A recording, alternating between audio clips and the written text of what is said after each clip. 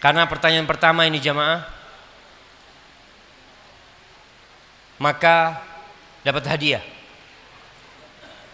Ustaz, pernah datang ikhwan kepada saya untuk meminjam uang. Dan keadaan saya mampu untuk memberi pinjaman. Namun saya enggan. Setelah itu datang kabar kepada saya bahwa ikhwan tersebut meminjam secara riba. Pertanyaannya, apakah saya ikut berdosa karena tidak meminjamkan uang kepadanya padahal saya mampu, sehingga dia terjatuh kepada riba, dan saya menyesal tidak membantunya. Syukran jazakallahu khairan. Siapa yang bertanya? Ana kasih hadiah jamaah, betul? Oh, nggak ada yang ngaku jamaah. Masya Allah, bener. Nanti yang lain nggak ada yang ngangkat, pokoknya angkat tangan gitu jamaah. Iya, berikan kepada bapak yang duduk di kursi sana jamaah. Kirim aja ke belakang, antum kirim biar sampai ke sana. Ahibati fillah. Iya, berkaitan dengan meminjamkan uang jamaah. Di antara amal soleh yang subhanallah yang memasukkan hamba ke dalam surga adalah membantu orang lain, khususnya dalam urusan utang piutang. Tapi ternyata utang piutang ini bisa memasukkan orang ke neraka apabila sistemnya riba. Orang yang memberikan hutang kepada orang lain, memberikan pinjaman kepada orang lain, itu subhanallah akan terhitung sodakoh dengan setengah nilainya. Kalau antum minjamkan orang 1 juta, seakan-akan antum sodakoh 500.000 setiap hari jamaah. Kalau sampai jatuh temponya dia belum bisa bayar dan antum kasih waktu lagi buat dia, antum seakan-akan sodakoh dikoreksi gitu loh. Apa ustadznya suruh baca semuanya? Astagfirullah, ini benar-benar zalim panitia ini jamaah. Masya Allah. Siap, ana minum dulu jamaah ya.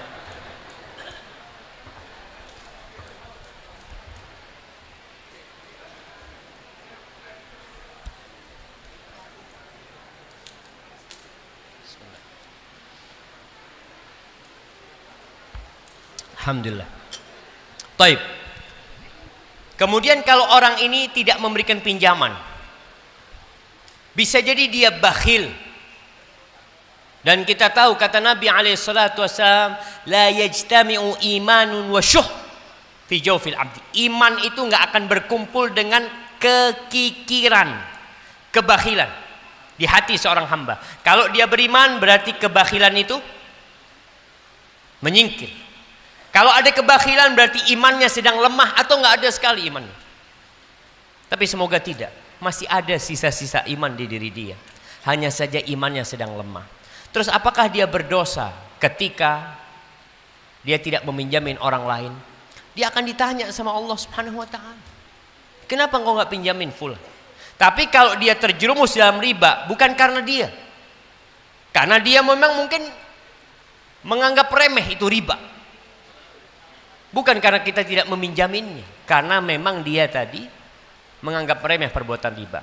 Maka harapan Anda kalau ada orang yang melakukan riba, lalu antum ingin menolong dia, tolong sadarkan dia dengan hukum riba.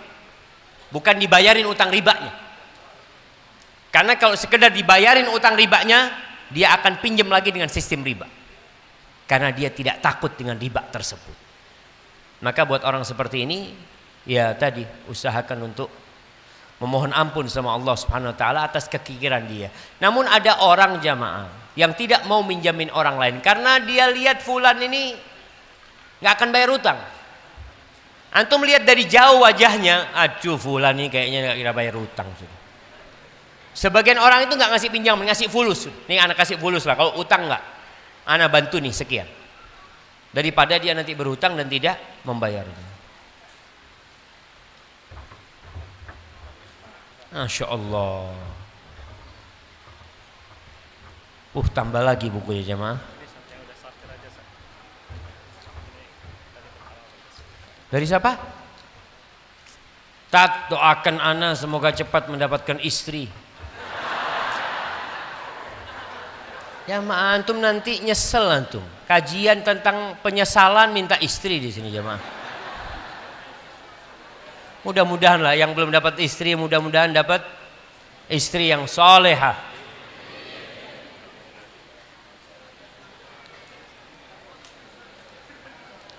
Ustadz, ana datang dari Tegal Ustadz.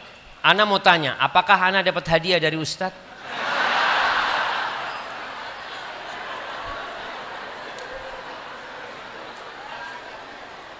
Nah, anak ana bernama Syafi'i Raiza Abdillah. Syukran jazakallah khair. Kasih hadiah enggak jamaah? Hadiah ya. Bukan ana yang ngasih, antum yang ngasih hadiah jamaah. Masya Allah. Mana ini orang Tegal nih? Masya Allah. Faddal, faddal. Masya Allah. Antum jauh-jauh. Tegal itu berapa jauh dari sini jamaah? Berapa? Oh jauhan ana lah. Ini cuma 2 jam. Antum udah jauh. Faddal, faddal. Kasih. Nah. Barakallahu fikum.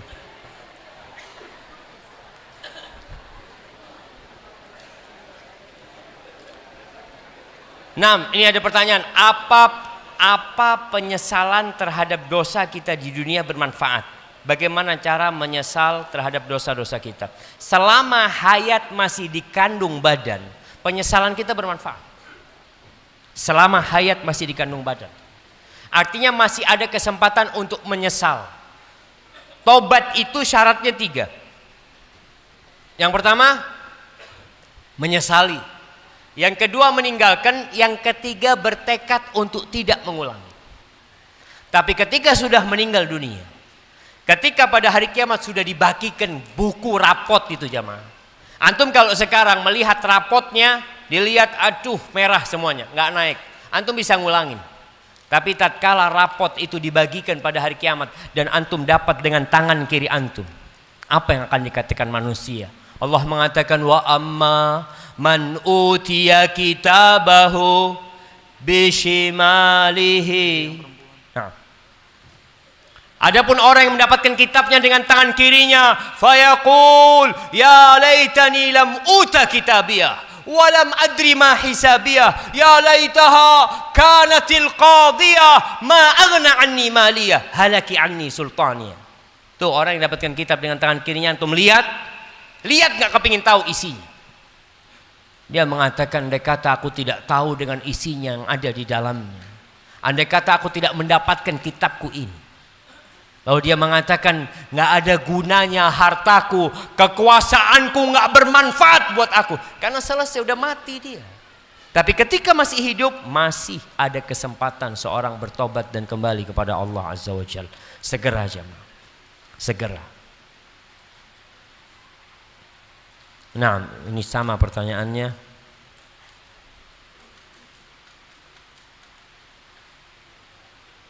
Nah, bagaimana cara menghindari dari penyesalan yang terjadi di dunia, terutama penyesalan tentang kesalahan terhadap orang tua?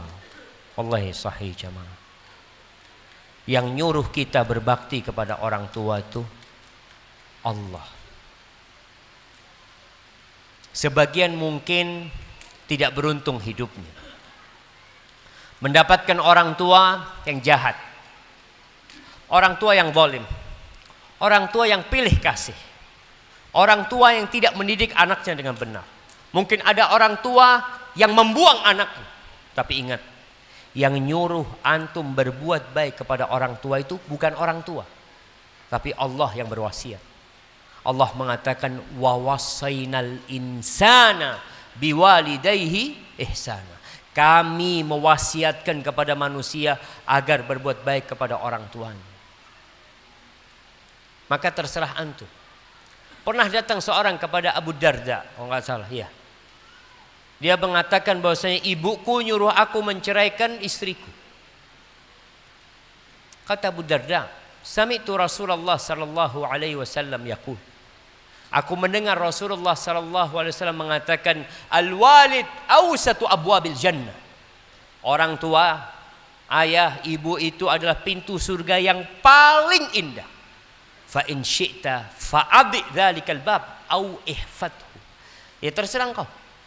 Kalau engkau mau buang itu pintu, kau buang. Atau engkau jaga itu pintu. Mungkin Abu Darda udah tahu, ibunya benar. Ibunya soleha. Dan istrinya memang orang yang tidak benar. Seharusnya dia itu menceraikan istrinya. Maka ingat, sebelum penyesalan itu tiba jamaah, tolong antum berbakti sama orang tua antum. Dengan cara apa? Patuh kepada keduanya. Penuhi keinginan keduanya. Dan para wanita, tolong suaminya dibantu berbakti sama orang tuanya. Tolong. Dan antum kalau punya istri yang tidak membantu antum berbakti sama orang tua antum, ganti istri. Ya. Sebelum antum nanti akan menyesal pada hari kiamat, jemaah. Antum menyesal gara-gara hidup sama dia nih. Aku berdurhaka sama orang tua antum. Itu kesempatan. Kita masih bisa melakukan itu sekarang. Tapi ya jangan langsung gantilah. Dididik dulu. Benerin dulu ya jemaah.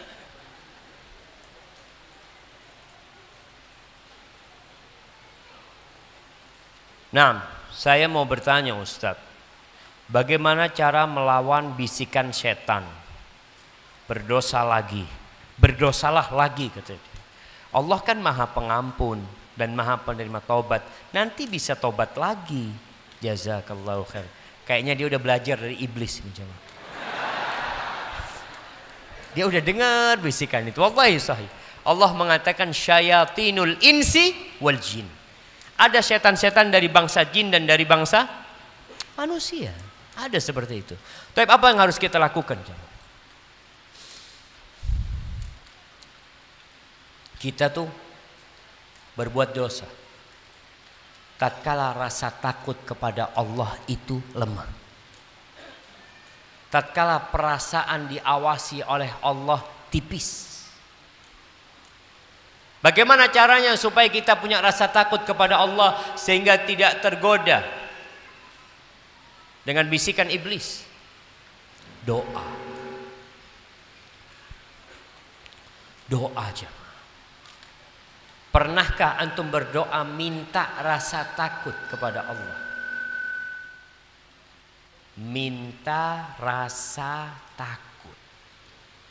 Kebanyakan doa kita minta apa? Rizki, anak. Tadi minta apa? Istri. Yang udah punya satu minta dua. Urusan dunia yang dipinta. Lihat doa Rasul sallallahu alaihi wasallam. Di antara yang beliau minta adalah beliau mengatakan Allahumma qsim lana min khasyatika ma tahulu bihi bainana wa baina ma'asi. Ya Allah, bagikan buat hamba rasa takut kepadamu yang dapat menghalangi antara kami dengan kemaksiatan-kemaksiatan. Jamaah antum bisa ngelihat tuh, seorang pengendara motor, dia nggak pakai helm, dia nggak bawa SIM. Ketika dia tahu di depan sana ada razia, apa yang dia lakukan?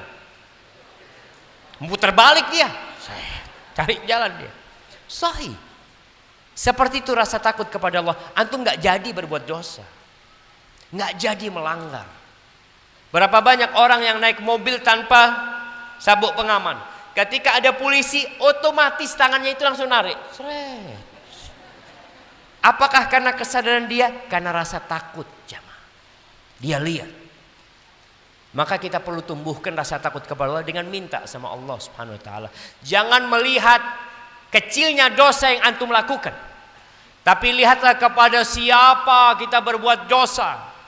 Dan ingat Nabi Adam alaihissalam diusir dari surga karena berapa dosa jamaah? 1 jamaah. Dan gak ada jaminan antum bisa tobat lagi. Karena ajal itu datang tanpa tahu waktu. Dan kita tahu dosa itu membuat noktah hitam dalam hati.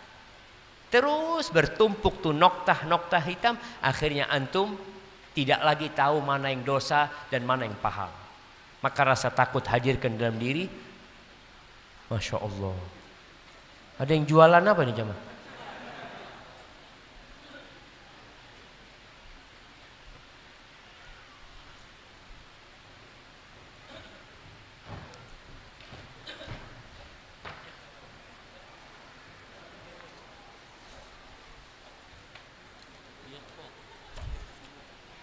Ustadznya suruh jualan sarung kayaknya jemaah.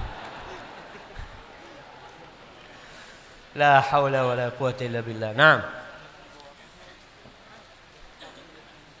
Nanti yang soft pertama dapat hadiah semua. Soft pertama aja. Sekarang jangan rebutan nanti mau soft pertama.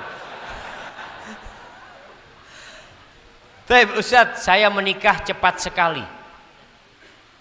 Dalam waktu 3 bulan.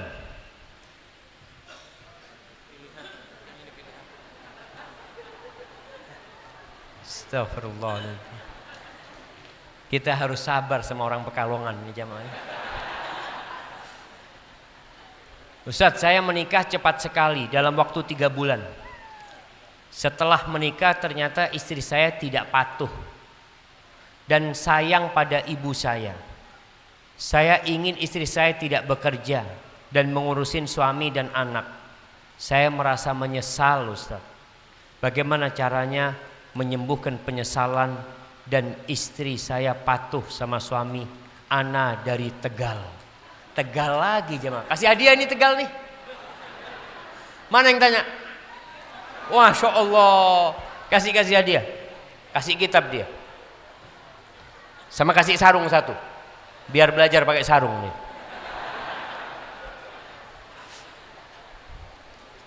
Nah. Taib jamaah, sambil nunggu dia dapat hadiahnya. Ya, kirim hadiahnya ke belakang supaya dia nggak capek-capek ke depan.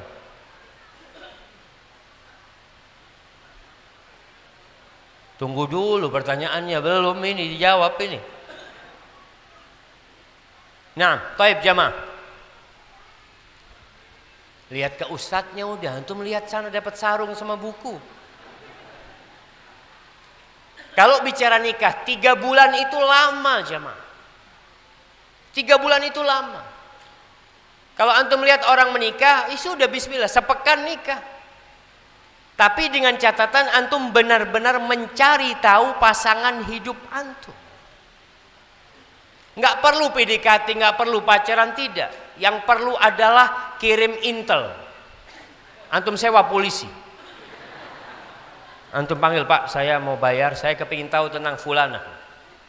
Gimana sih fulanah tersebut? Tanyakan kepada teman-temannya. Bagaimana dia bersama sahib-sahibnya. Tanyakan kepada tetangganya. Kalau dia bekerja, tanyakan kepada teman kerjanya atau kantor tempat dia kerja.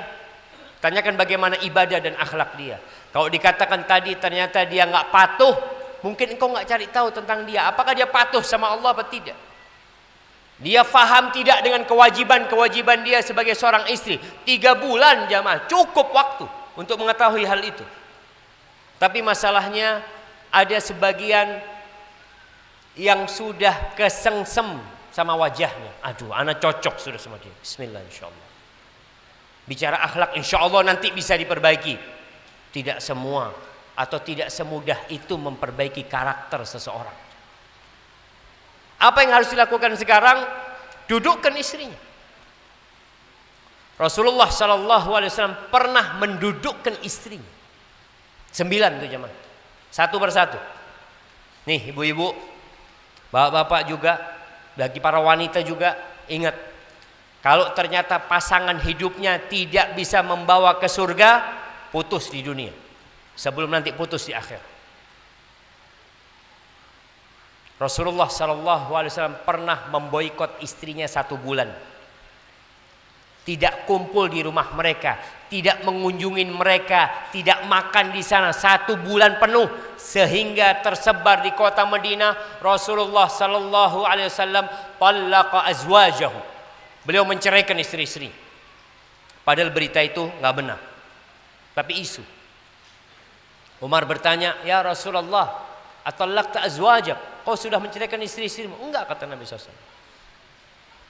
Akhirnya turun firman Allah di surah Al-Ahzab ayat 28-29. Allah mengatakan, ya ayyuhan nabi qul li azwajik. Wahai Nabi, katakan kepada istri-istrimu. Katakan apa? In kuntunna turidnal hayatad dunya wa zinataha fata'alaina umatti'kunna wa usarrihkunna sarahan jamila.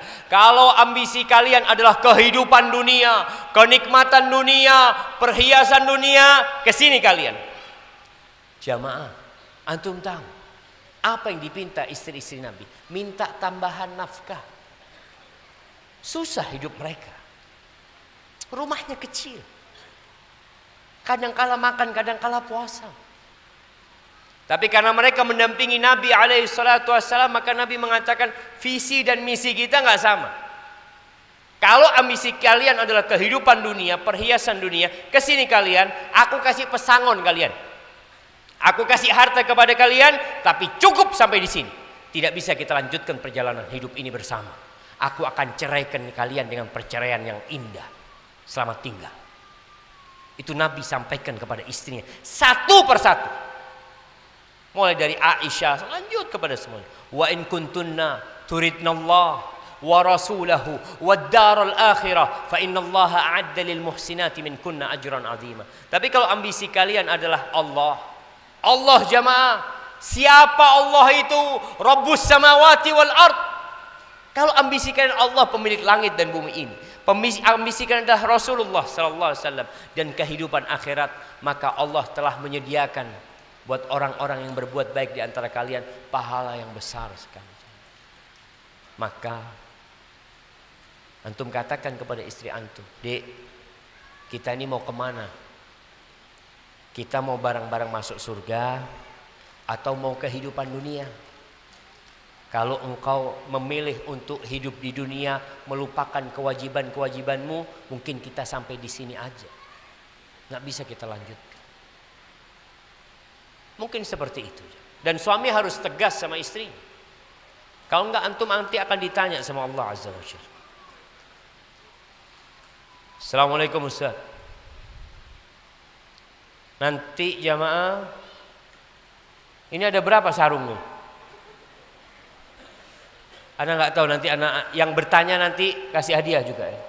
Datang ke panitia nanti. Yang pertanyaannya dibaca maksudnya.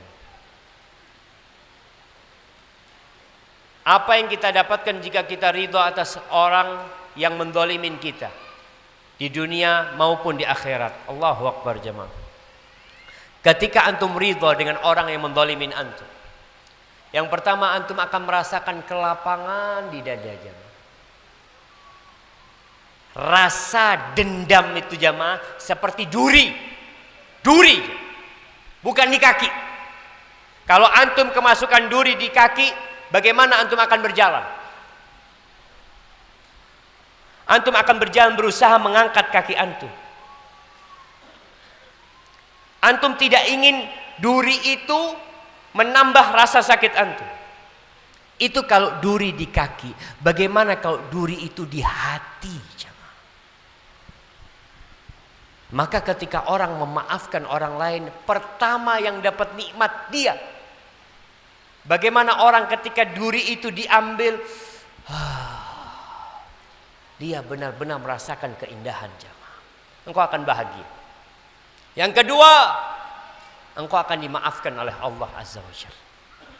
Doa kita ketika malam-malam Lailatul Qadar, kita berburu Lailatul Qadar, apa doa kita? Allahumma innaka afuwun tuhibbul afwa fa'fu anni. Ya Allah, engkau itu maha pemaaf ya Allah. Engkau cinta dengan maaf, maafkan aku ya Allah. Ketika antum memaafkan orang lain, Allah akan maafkan antum.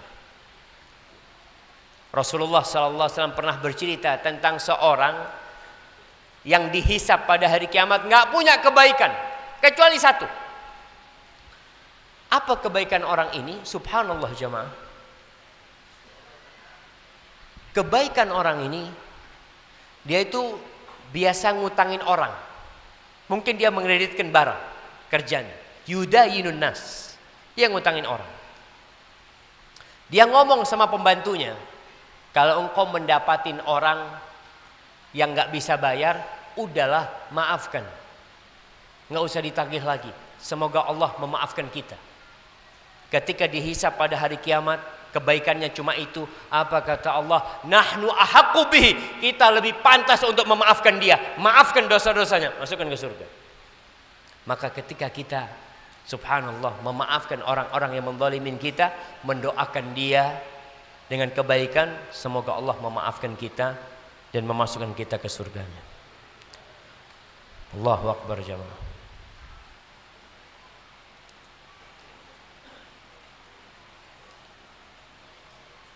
Mohon beri nasihat Ustadz untuk teman hidup ana yang sudah lama mengaji tapi masih berjabat tangan dengan lawan jenis.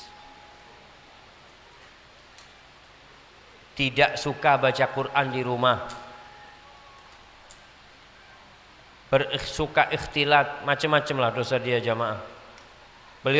Doakan beliau mendapatkan hidayah taufik untuk mengamalkan sunnah. Jamaah rahimakumullah, ilmu itu bukan ditaruh di sini, bukan disimpan di sini, tapi ilmu itu diamalkan.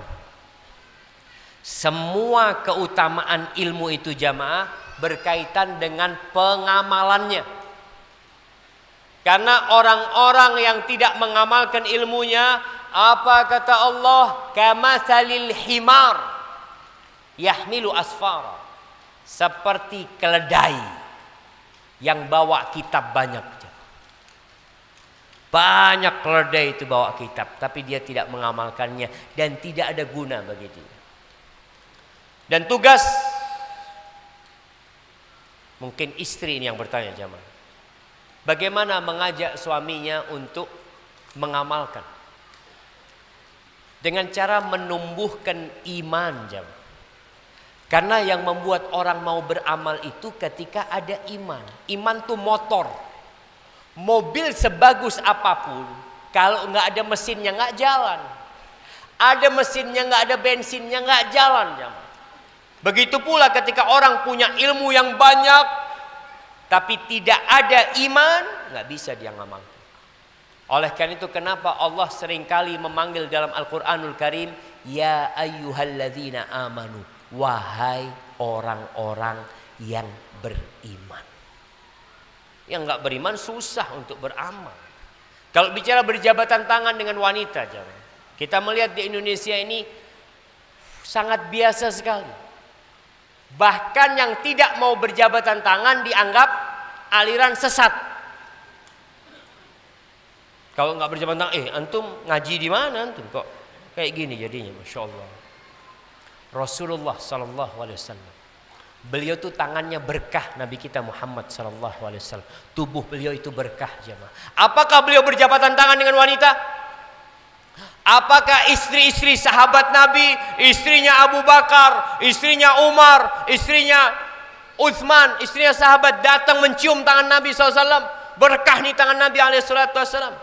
Ketika wanita-wanita baiat sama Nabi SAW, apa kata Aisyah?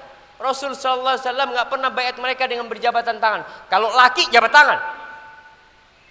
Kalau perempuan ghairu annahu yubayi'uhunna bil kalam. Baiatnya beliau pakai lisan. Maka tolong dipelajarin lagi kesempurnaan seseorang itu dengan dua hal. Dengan ilmu yang menunjuki jalannya, yang kedua dengan semangat untuk mengamalkan. Kalau hanya punya ilmu tapi nggak punya semangat, nggak jalan. Punya semangat nggak punya ilmu, tersesat. Maka dua hal ini harus dikumpulkan jemaah.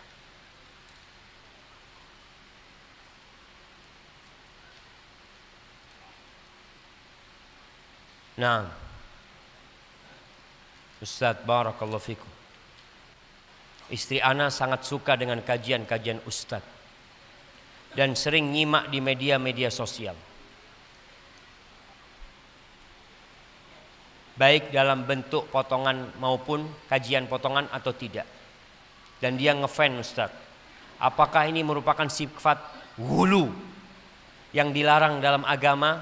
Sedangkan kalau kajian rutin di tempat sendiri suka telat dan kurang memperhatikan, akhirnya agar tidak sering telat, padahal ana sebagai suami sering menasehatin. Mohon nasihat dari Ustadz untuk kami berdua khusus. Masya Allah jamaah. Ahibati fillah, ana mau ngomong apa ya? Yang pertama, kita tadi di awal bicara niat untuk ilmu. Karena semua yang bukan buat Allah Azza wa Jalla gak ada gunanya. Mau ikut kajian siapa aja, kalau bukan lillahi ta'ala nanti akan menyesal. Maka ajarkan kepada istri, katakan kepada dia, "Dek, engkau gak apa-apa nonton, silahkan, tapi niatmu apa? Perbaiki niat, ambil ilmunya, amalkan dan sampaikan kepada orang lain." Kemudian yang kedua, kajian rutin. Kita ini sekolah kebanyakan bukan sekolah agama, sehingga ilmu kita tentang agama itu nggak berurutan kadang-kadang. Tabligh akbar itu hanya memotivasi. Yang membangun dan membina adalah kajian rutin, kajian tafsir. Antum perlu hadir. Niatkan lillahi ta'ala. Allah akan mengangkat derajat orang-orang yang beriman dan berilmu beberapa derajat. Dengan cara tadi datang ke majelis yang rutin. Kalau tidak bisa, khususkan waktu. Kalau nggak bisa tiap pekan, mungkin tiap bulan, tapi tetap seorang harus punya kajian rutin untuk menjaga keimanan dia. Maka sekali lagi yang penting niat. Dan buat yang mengikuti kajian lewat video umpamanya, usahakan tetap pakai buku. Ketika ada yang bermanfaat dia catat. Dia benar-benar memang mau ngambil ilmu. Dan mudah-mudahan ilmu itu bisa disampaikan kepada yang lainnya. Barakallahu fikum. Masya Allah. Afwan, waktu kajian sudah selesai. Biasanya 5 menit sebelumnya Ustadz tinggal 5 menit. Bukan langsung selesai kayak gini. Allahu Akbar jamaah. Tapi memang harus sabar ke Pekalongan nih kayaknya kita. Masa udah selesai jam berapa jemaah? Baik. Sambil Anda baca satu pertanyaan lagi boleh? Boleh enggak? Oh, alhamdulillah. Ternyata baik-baik mereka jemaah. Bagikan dulu sarungnya buat yang soft pertama. Sarungnya bagikan buat yang soft pertama Ustaz. Masya Allah. Soft pertama aja. Hah? Masya Allah, Masya Allah. Di sana ada soft pertama sampai ke sana aja mah.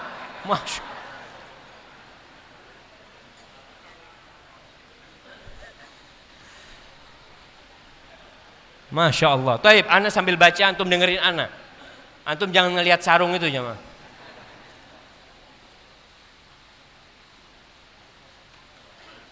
Doakan kedua orang tua Ana Ustaz agar masuk Islam. Setiap kajian hanya ini selalu yang Ana ajukan. Yang punya orang tua yang masih kafir. Jangan berhenti berdoa di akhir malam. Perbanyak amalanmu, terus berdoa dan jangan putus asa. Dan kami doakan semoga orang tua antum dan orang tua yang belum beriman semoga diberi petunjuk oleh Allah Azza wa Jalla. Ustaz, udah habis sarungnya? Yang sini udah dapat? Antum udah dapat? Masya Allah. Masih ada ibu-ibu yang soft pertama kasih. Biar mereka yang bagiin. Soft pertama aja ibu-ibu. Ustadz, Ana mau nanya masalah keluarga. Di mana kalau kepala keluarga tidak pernah membimbing, mengarahkan dan mendidik istri dan anaknya, plus selalu cuek terhadap keluarganya. Jadi sikap Ana harus bagaimana? Ini salah pilih suami. Betul jamaah. Banyak kesalahan itu ini menyesalnya nanti ketika antum salah di awal. Para wanita ketika menikah hanya melihat wajahnya suaminya, hanya melihat fulusnya suaminya. Jadinya kayak gini. Maka tolong sebelum menikah dilihat dulu, apakah orang ini sudah sesuai kriterianya dengan yang diinginkan Allah dan Rasulnya apa belum? Kalau bicara wanita, wanita dinikahin karena kecantikannya, karena wajahnya, karena kekayaannya, karena nasabnya. Kata Nabi SAW, fadfar bidzatid din, carilah yang agamanya baik, engkau akan beruntung. Nggak menyesal, tidak menyesal. Jangan rame-rame ibu-ibu, belum selesai ceramahnya. Nah, buat perempuan cara milih suami, kata Nabi SAW, dua, akhlak dan agamanya. Agamanya yang wajib-wajib itu minimal, melaksanakan yang wajib, meninggalkan yang haram, itu minimal. Yang kedua akhlak. Akhlak yang minimal adalah dia seorang penanggung jawab, seorang penyabar, seorang yang adil, yang menjaga kehormatan dirinya, seorang pemberani. Insya Allah kalau akhlak bergabung dengan agama, selesai. Sekarang gimana? Sudah jadi suami, sudah punya anak, dilihat ternyata nggak pantas dia menjadi pemimpin dalam rumah. Yang pertama, buat para wanita bertobat, beristighfar karena telah salah memilih suami. Tapi suami bisa dirubah insya Allah. Dengan cara apa? Didoakan, diajak ngaji. Istri jangan mengguruin suami. Suami itu selalu pinter. Laki-laki itu kadang-kadang merasa nggak pernah salah.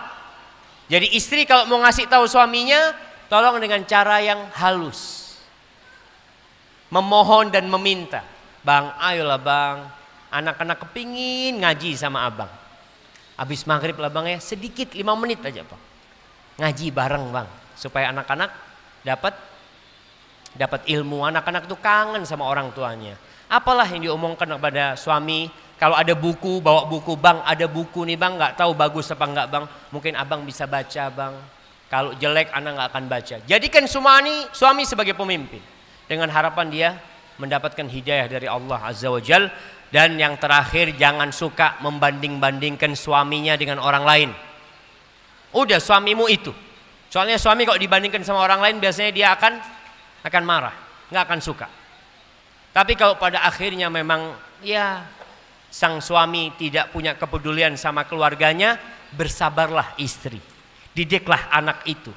Semoga engkau bisa membawa semua pahala mendidik anak buat ibunya, karena bapaknya tidak peduli dengan anaknya. Maka bersabar, jangan serta-merta gugat cerai. Udah selesai kan? Oh, kasih satu lagi kata jemaah. Masya Allah, Masya Allah. Oh, ternyata khair ya. Sekarang bukan khair, penyiksaan jemaah. Ustadznya udah mau selesai disuruh nambah nih jemaah. Anda bertanya.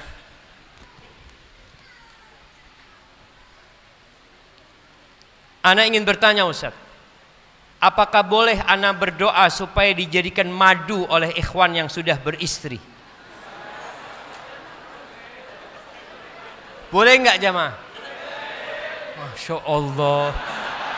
Jadi ini yang laki nggak berani doa minta istri, tapi dia minta perempuan berdoa jadi istri dia jamaah. Kalau bicara boleh aja, tapi gini. Yang pertama, berdoalah minta yang terbaik sama Allah Subhanahu wa taala. Karena ada hal-hal yang kita nggak tahu itu baik apa buruk.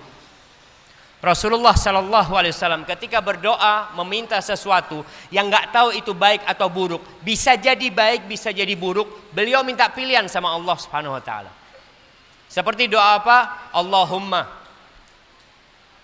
bi'ilmikal ghaib wa qudratika 'alal khalq ahyini idza 'alimtal hayata khairan li wa tawaffani idza 'alimtal wafata khairan li. Ya Allah, dengan ilmumu yang meliputin segala sesuatu yang gaib, kemampuanmu untuk menciptakan segala sesuatu, hidupkan aku ya Allah kalau hidup ini baik buat hamba ya Allah, dan matikan hamba kalau kematian itu baik buat hamba ya Allah. Maka tatkala berdoa mengatakan ya Allah jadikan aku istrinya fulan kalau itu baik ya Allah, kalau enggak baik jangan. Karena kita enggak tahu, menurut pandangan anti itu ikhwan baik, tapi bisa jadi ketika menikah dengan anti, wallahu alam apa yang akan terjadi. Maka untuk sesuatu yang kita tidak jelas baik dan buruknya, tolong minta pilihan dari Allah Azza wa Jal, biar Allah yang menetapkan buat kita. Hadza wallahu a'lam bishawab. Jazakumullah khairan. Ana ucapkan terima kasih yang sebesar-besarnya kepada yang pertama kepada panitia-panitia yang baik-baik hati ini, dan kepada semua yang hadir di tempat ini. Ada yang jauh datangnya, Masya Allah. Apabila yang ana sampaikan benar dari Allah Azza wa Jal, kalau ada yang salah dan kurang berkenan, itu dari diri ana pribadi. Allah dan Rasulnya terbebaskan dari kesalahan ini. Wassallallahu ala nabiyyina Muhammadin wa ala alihi wa sahbihi wasallam. Wassalamualaikum warahmatullahi wabarakatuh.